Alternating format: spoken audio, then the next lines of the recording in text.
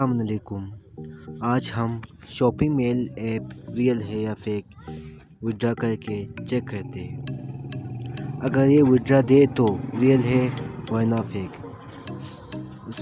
अब हम मी के ऑप्शन में जाते हैं। उसके बाद आप देख सकते हैं कि मेरे $10 कंप्लीट हुआ है।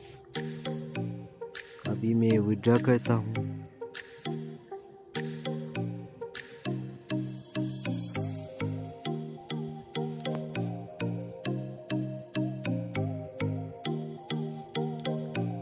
इसके बाद मैं यहाँ अमाउंट लिखता हूँ। इसके बाद फाइनेंस एड्रेस, इसके बाद यहाँ पासवर्ड।